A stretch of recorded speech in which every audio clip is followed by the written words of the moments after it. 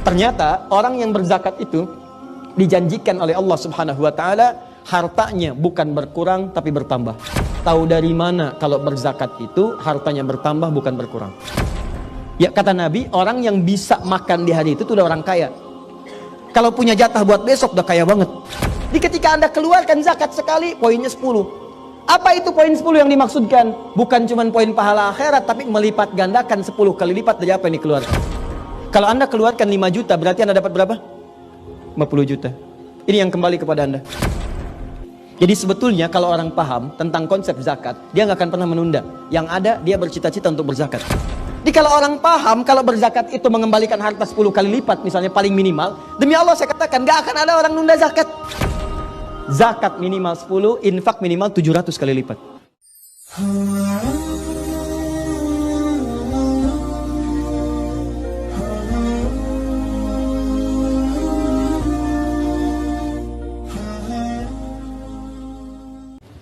Khudh min amwalihim sadaqah. Ambillah dari sebagian harta mereka sedekah untuk satu perbuatan baik. Jadi ingat baik-baik, sedekah itu dalam bahasa Al-Quran itu menunjuk semua perbuatan baik, semua yang baik. Di fikih disebut kullu ma'rufin sedekah. Semua yang baik-baik disebut dengan sedekah. Zakat disebut sedekah, infak sedekah, salat sedekah. Jadi semua yang baik-baik. Jelas ya? Jadi jangan dipersempit pemaknaannya sedekah itu hanya dengan uang dimasukin kotak, tidak. Semua yang baik-baik disebut apa? Ya, nanti saya turunkan. Nah, di sini Allah katakan, lihat sini. Kata Allah, ambil dari sebagian harta itu untuk sedekah, untuk mengerjakan nilai kebaikan. Sedekah juga ada yang mengartikan ini turunan dari kata sedekah. Pernah dengar kata-kata ini? Shadaqallahul azim. Itu kalimat pengakuan bahwa semua dari Allah itu benar. Pengakuan iman. Nah, maka kenapa disebut dengan sedekah? Karena amalan ini bentuk pengakuan kita terhadap kebenaran Allah. Di Allah menurunkan satu kalimat, hei kata Allah zakat. Kemudian kita kerjakan. Kenapa zakatnya kemudian saat dikerjakan disebut dengan sedekah? Seakan-akan kita mengakui bahwa apa yang Allah perintahkan itu benar. Dan apa yang Allah janjikan pasti benar. Paham sampai sini? Contoh, saya ulang. Karena saya lihat ada sebagian wajahnya yang wajah minta tolong. Ustaz tolong jelaskan lagi.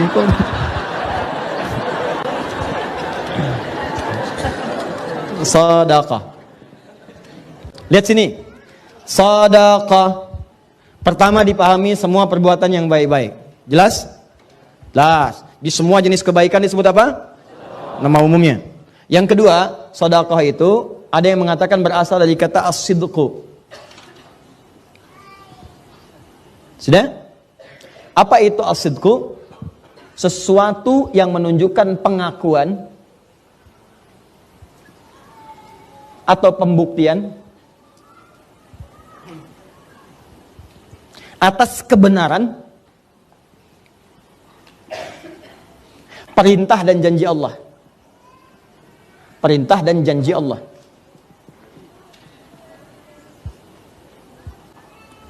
Sudah?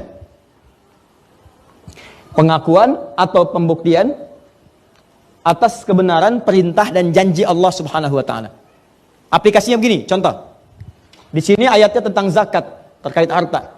Kata Allah, ambil dari sebagian hartamu kalau sudah mencukupi syarat dan ketentuannya untuk zakat.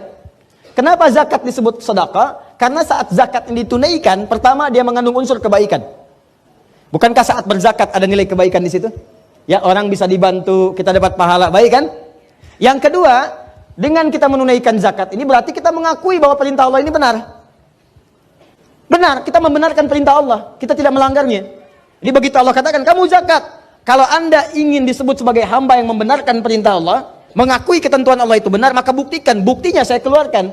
Begitu Anda keluarkan, kenapa disebut dengan sedekah? Saya sedang membenarkan perintah Allah Subhanahu wa taala. Seakan-akan Anda katakan, ya Allah, benar apa yang kamu sampaikan. Kalaupun saya belum paham hikmahnya, saya tetap kerjakan untuk membuktikan bahwa semua yang berasal darimu semua benar. Jelas? Yang kedua, dengan kita mengamalkan ini, kita membenarkan janji Allah. Nah, pertanyaannya, apa yang Allah janjikan lewat amalan-amalan tadi? Ternyata, orang yang berzakat itu dijanjikan oleh Allah Subhanahu wa taala, hartanya bukan berkurang, tapi bertambah. Makanya kenapa zakat di Quran disebut sedekah? Anda diminta yakin. Ya, untuk membenarkan janji Allah. Allah berjanji, kalau kamu keluarkan, saya tambah, bukan saya kurangi. Makanya ketika Anda keluarkan, kenapa disebut sedekah? Khudz min amwalihim sedekah. Nah, Allah ingin meminta Anda, sepanjang kemudian kekuatan diri Anda, yakinkan pada diri Anda, bahwa saat mengeluarkan zakat itu, Anda sedang menambah harta, bukan menguranginya. Dan benarkanlah janji Allah, karena Allah kalau sudah berjanji tidak akan pernah mengingkari. Ya, Quran surah 3 ayat 9. Innallaha la yukhliful mi'ad. Pertanyaannya, Ustadz, tahu dari mana kalau berzakat itu hartanya bertambah bukan berkurang?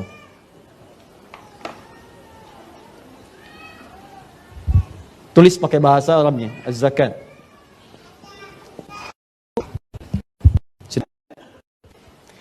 Ustadz, tahu dari mana kalau saya berzakat itu bisa nambah bukan berkurang? Pertama, dari namanya, zakat. Zakat itu punya dua arti. Satu, at-taharah. Dua, an-numu.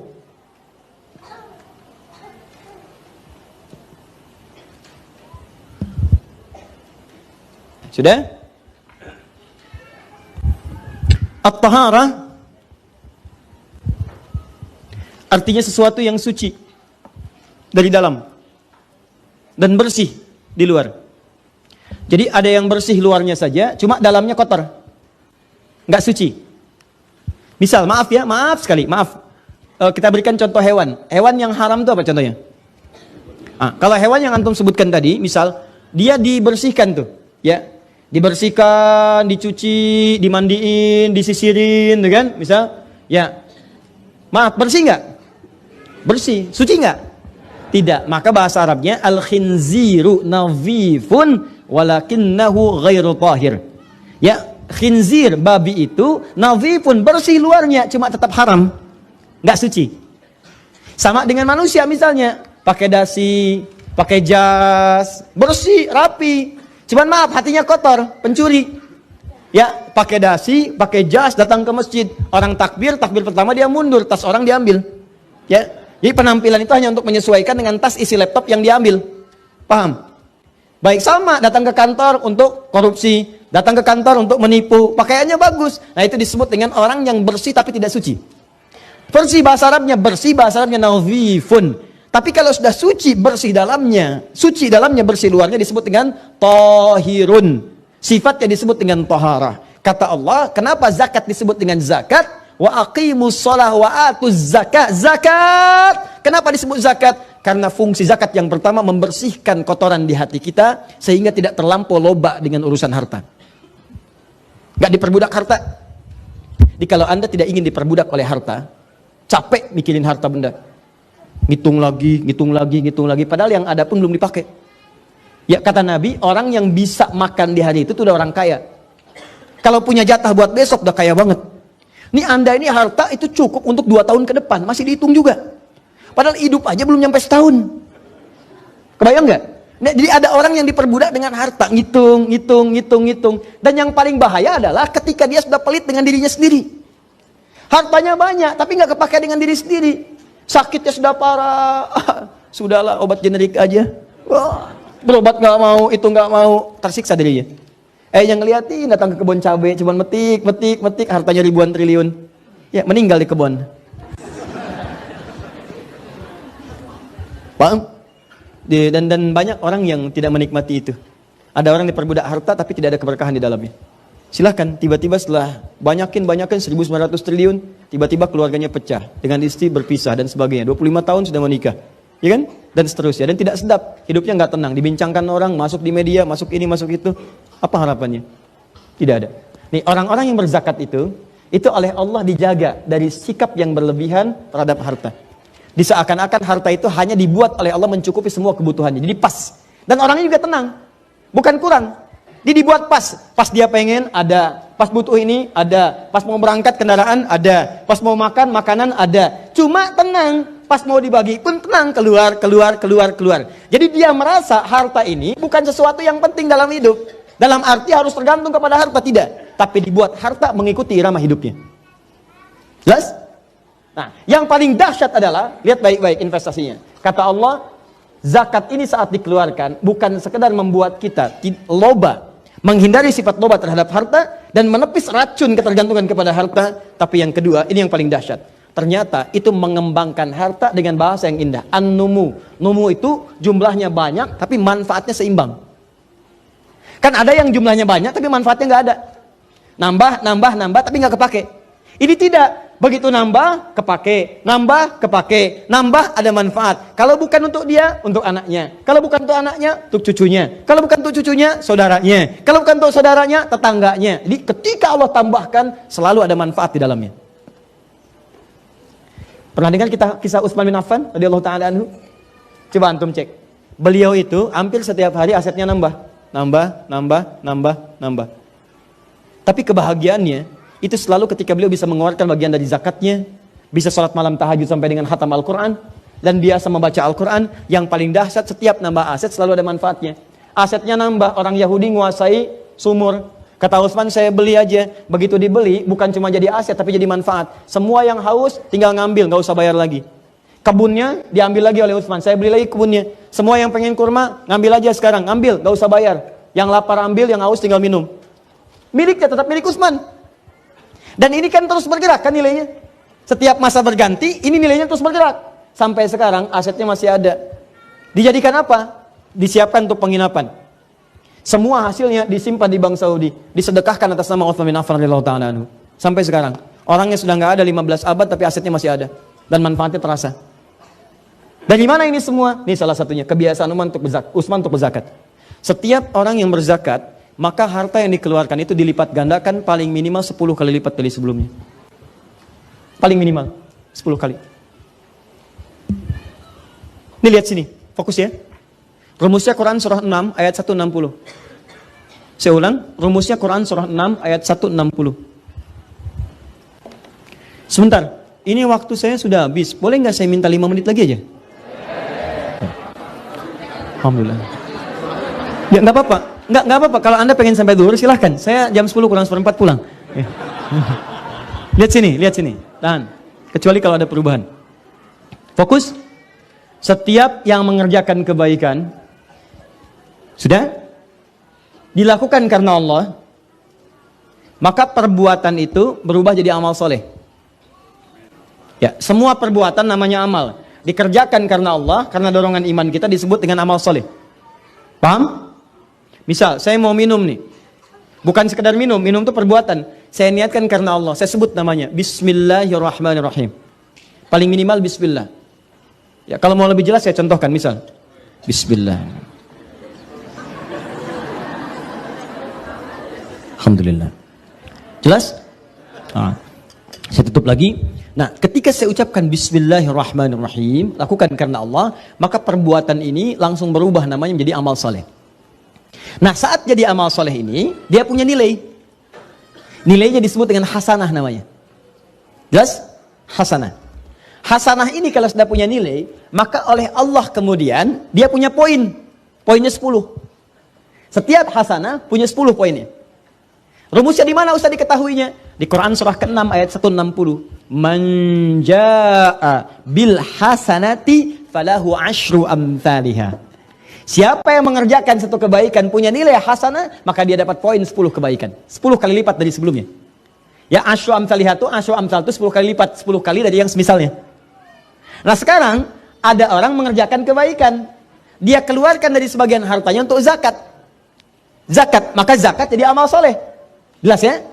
Ketika zakat jadi amal soleh, maka dia punya nilai namanya hasanah. Ketika jadi hasanah, maka Allah berjanji setiap perbuatan hasanah dilipat gandakan 10 kebaikan. Ingat, semua yang jadi hasanah dilipat gandakan. Kalau Anda sholat, Anda jadi hasanah.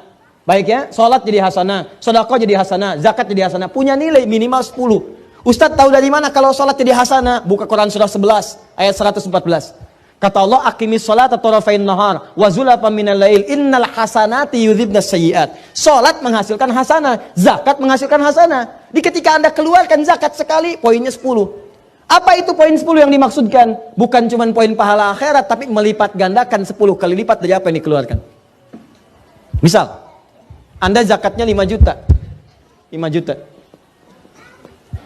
Maka ini punya poin di sisi Allah, kalikan 10 kali lipat, jadi poin pahala akhirat. Bonusnya di dunia dikembalikan lagi oleh Allah 10 kali lipat dari apa yang dikeluarkan. Kalau Anda keluarkan 5 juta, berarti Anda dapat berapa? 50 juta. Ini yang kembali kepada Anda. Jadi sebetulnya kalau orang paham tentang konsep zakat, dia nggak akan pernah menunda. Yang ada, dia bercita-cita untuk berzakat. Karena zakat itu lebih daripada sekedar nabung dan kontan. Jadi begitu Anda keluarkan 5 juta, balik 50 juta. Jadi kalau orang paham, kalau berzakat itu mengembalikan harta 10 kali lipat, misalnya paling minimal, demi Allah saya katakan, nggak akan ada orang nunda zakat. Dan nggak akan pernah orang salah menyimpulkan kalau zakat itu kehilangan harta. Tidak. Kata Allah bukan hilang, malah nambah. Anda keluarkan, saya tambah. Selesai. Dan ini bentuk syukur. Begitu Anda syukur, ditambah. Kan tadi ayatnya. La in syakartum, la azidannakum. Syukur anggota tubuh, gunakan pada yang baik. Syukurnya harta, pakai sesuai ketentuan Allah. Apa diantaranya? Kata Allah zakat, zakat. Begitu Anda zakat, ditambah la azidannakum. Berapa nambahnya? Paling minimal 10 kali lipat. Jadi kalau Anda keluar 5 juta, balik berapa? 50 juta. Tapi cara memahaminya, awas, mesti baik. Bukan berarti langsung diterima kontan 50 juta. Ada yang bentuknya begitu. Balik 50 juta. Lewat apa? Lewat proyek, tiba-tiba dapat proyek 50 juta nilainya. Nggak percaya silahkanlah. Anda keluarkan aja 5 juta misalnya. Atau 500 ribu. Atau 5.000 rupiah. Nanti Anda akan lihat. Anda akan mendapatkan sesuatu nilainya 10 kali lipat daripada itu. Tiba-tiba pulang dari sini keluar. Terus pilih-pilih misalnya baju, pakaian di luar. Udah Jeng, gak usah beli, saya aja yang ngasih. Itu nilainya 50 ribu. Padahal Anda masukin kotak infak cuma 5 ribu. Ya, atau Anda keluarkan zakat ini cuma 5 ribu. Begitu keluar dapat 50 ribu. Ada yang traktir makanan. Ada yang dijaga oleh Allah supaya nggak sakit. Yang kalau dia sakit biayanya bisa 50 juta. Ada. Tapi yang harus Anda yakini adalah, begitu Anda keluarkan zakat, Anda mendapatkan investasi 10 kali lipat dari sebelumnya. Ini yang harus Anda pahami. Ada real langsung diberikan. Kalau itu memang Anda butuhkan, bentuknya langsung berupa harta Anda terima. Ada lagi yang kedua, bentuknya aktiva. Ya Anda simpan untuk memberikan kemaslahatan bagi Anda. Nilainya 10 kali lipat dari yang tadi. Ya, tidak sehat, tidak terkena utang, proyeknya lancar, ya tidak terganggu macam-macam, nilainya 10 kali lipat dari yang tadi. Kalau mau iseng-iseng silahkan aja. Keluarkan oleh Anda, begitu Anda zakat, Anda lihat-lihat setelah zakat. Perhatikan langkah hidup Anda. Anda akan temukan, Anda akan mendapatkan sesuatu yang kalau Anda hitung paling minimal 10 kali lipat dari sebelumnya. Gak percaya silahkan. Ya, cuman gak ada kerjaan aja. Gak ada kerjaan, capek dan pasti terbukti. Sudah? Nah, jadi saya mau pesankan, kalau sudah masuk kepada nisabnya, sudah masuk haulnya, jangan ditunda. Kalau bisa, sebelum ada itu udah dihitung, kapan saya zakat nih. Itu udah investasi itu. Ya, dan yang belum nyampe, jangan cara berpikirnya dirubah. Saya kadang-kadang suka nggak paham saya tuh. Jadi gini, orang menganggapnya zakat itu untuk orang yang kaya dan untuk orang yang sudah nyampe nisab. Orang yang nyampe nisab keluar zakat, orang nyampe haul keluar zakat. Hei, ajakan Quran itu bukan begitu. Ajakan Quran itu mengajak kita semua untuk bisa zakat.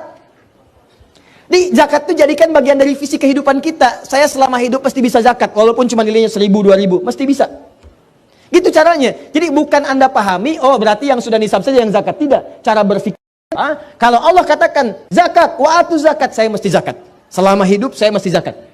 Maka Anda mulai berdoa kepada Allah. Ya Allah, saya mohon ya Rabb. Saya selama ini sudah sholat, saya selama ini sudah puasa. Cuman jangan sampai Engkau wafatkan saya Allah sesuai ajalnya. Saya belum sempat zakat. Bimbing saya untuk bisa zakat ya Allah. Bimbing saya. Walaupun cuma 25 juta ya Allah zakatnya selama hidup. Masya Allah. Zakat 25 juta, 2,5%. Berarti mintanya berapa? 1 miliar. Paham ya? 2. Infak. Infak. Ini lebih dahsyat lagi. Fokus, ini terakhir, saya tutup. Lihat baik-baik. Infak itu kadarnya di atas zakat. Karena kalau zakat itu wajib. Dan gak ada tawar-menawar. Ya, dan wajib pun digandakan lagi. Kenapa dipaksa wajib? Seakan-akan Allah itu maksa kita supaya kaya, supaya nambah lagi, supaya tenang lagi hidupnya. Tapi infak lebih dari zakat. Sunnah, tapi masih ada yang mau ngasih. Kalau wajib ngasih, wajar. Ini sunnah, masih mau keluar. Itu yang dahsyat. Makanya pahalanya dilipat gandakan lebih daripada yang sebelumnya. Zakat minimal 10, infak minimal 700 kali lipat. Saya ulang, infak minimal 700. Ingat, saya katakan minimal ya. Minimal. Dalilnya mana Ustaz? Sebelum ke dalil, saya minta toleransi. Boleh nggak 10 menit lagi? Jadi saya lebih tenang. Jadi saya minta tambahan berapa kali? 2 kali kan? Nah, tuh. Kenapa? Infak. Quran surah kedua ayat 261. Paling kiri sebelah atas. Sampai 263. Lihat sini. Mathalul ladzina yunfiquna amwalahum fi sabilillah. Tahan, fokus, lihat baik-baik. Mathalul ladzina yunfiquna amwalahum fi sabilillah. Siapapun yang berinfak, perumpamaan orang-orang yang infak di jalan Allah, siapapun, saya katakan siapapun dari alladzina, mau besar, kecil, tua, muda, laki-laki, perempuan. Orang-orang yang infak di jalan Allah, kamathali habbah, seperti orang yang menanam satu benih, ambatat sab'a sanabil, tumbuh dia jadi 7 tangkai, tumbuh naik jadi 7 kali 7. Fi kulli sumbulatin mi'atu habbah. Dari setiap 7 tangkai ini ada 100 lagi buahnya, benih yang baru, kali 100. 1 kali 7 berapa? 7 kali 100, 700. Maka sepakat nih kalangan penafsir, sepakat. Orang yang infak itu, pahalanya dilipat gandakan, buahnya itu minimal 700 kali lipat. Dari apa yang ia keluarkan. Ustadz kok lebih tinggi daripada zakat? Karena zakat itu wajib. Kalau orang mengerjakan kewajiban, wajar. Karena memang wajib dia kerjakan. Salat fardu 17 rakaat, kalau Anda kerjakan 17 rakaat, jangan bangga, emang wajib. Ya. Yang hebat itu kalau Anda udah bisa mengerjakan yang sunnah, tahajud, bangun. Orang bangun jam 5, Anda bangun jam 3, orang jam 3 Anda bangun setengah 2, kan? Setengah 2 salat, Masya Allah khusyuk minta pada Allah 11 rakaat sampai dengan jam 4 kurang seperempat, ya. Kemudian Anda zikir, kerjakan sunnah Nabi, miring sebentar ke kanan sambil tiduran, nggak kerasa bangun jam 6, jangan? Nah, udah nanti waktu habis nih. Nah, jadi kalau infak kan sunnah, karena dia sunnah, ini dahsyat nih. Ini dia fardu aja dia kerjakan, dia tambah lagi dengan yang sunnah. Orang mengerjakan fardu aja susah, dia yang sunnah begitu mudah keluar. Maka kata Allah, ini paling minimal 700. Jadi kalau Anda mengerjakan yang sunnah, misal kadang-kadang tuh Allah langsung sediakan. Ini ada infak ini, ada infak itu, ada macam-macam. Ada yang kadang-kadang di pengajian, ada di masjid, jenisnya macam-macam lah. Ada tulisannya kotak-kotak infak gitu kan. Terus lewat, tuh bukan mobil-mobilan tuh Pak, lewat tuh ya, masuk. Nah, tulisan infak misalnya, infak. Maka motivasinya begitu Anda masukkan atau Anda keluarkan, itu bukan mengurangi apa yang ada di kantong Anda, tapi melipat gandakan langsung 700 kali lipat. Dan ini ayatnya sering dipotong sampai sini, ini yang total salahnya. Totally wrong. Ada yang sering keliru. Bukan keliru penilaiannya, tapi keliru memotong sampai di sini. Padahal belum selesai. Wallahu yudha'ifu liman yasha' wallahu wasi'un alim. Bahkan Allah akan melipat gandakan pada siapa yang dikehendaki tanpa batasan. Bukan 700 lagi, mungkin 7.000, mungkin 70.000, mungkin 7 juta. Pada siapa? Pada orang yang dikehendaki. Siapa yang dikehendaki? Orang yang tidak pernah berhitung dengan infaknya. Jadi kalau Anda berinfak dengan hitungan, maka Allah pun akan memberikan sesuai dengan apa yang Anda hitung. Tapi kalau Anda memberi tanpa hitungan, maka Allah akan melipat gandakan tanpa pernah terasa Anda hitung. Tiba-tiba datang. Infaknya misalnya cuma 500 rupiah. Ikhlas dia kerjakan. Dia masukkan. Ya, Masya Allah. Pelan-pelan dia pastikan sampai bunyinya nggak kedengaran, kan? Bisa. Kenapa? Itu kan? Ya, kan nggak usah kedengaran gitu kan? Begitu masuk, lega. Ya, nggak ada orang tahu. Tiba-tiba pas pulang, wah, lipat gandanya banyak sekali. Ya, banyak sekali. Dapat ini, dapat itu, dapat ini. Begitu mau makan, traktir teman. Begitu mau pulang, ada tumpangan kawan. Kalau keluar, mana ada naik Grab 500 rupiah? Ya, naik ojek 500 sekarang, hampir nggak ditemukan. Tapi Masya Allah, ada. Jelas? Ini poinnya. Jadi kalau ada infak, gak usah takut. Nah, cuma persoalannya, Allah janjikan yang melipat lagi. Ini hanya di infak. Kalau Anda kerjakan infak ini, maka ukurannya bukan sekedar 700, tapi akan bertambah ganda lagi. Bahkan yang paling dahsyat, ada yang luar biasa. Ada orang infak, ketika berinfak pada satu orang ini, itu tiba-tiba bisa berpeluang mendapatkan surga dan ridha Allah Subhanahu wa taala. Dah, dinilainya udah gak usah pakai hitungan ini. Dia mendapatkan ridha Allah yang mengantarkan dia ke surga. Berinfak pada satu golongan ini, satu aja. Maka ketika beliau itu ridha Allah turun, surga kemudian datang. Ada 5 urutannya, ada satu golongan yang pertama. Nah, siapakah 5 golongan ini dan urutan yang pertamanya? Itulah yang kita bahas nanti di pertemuan berikutnya.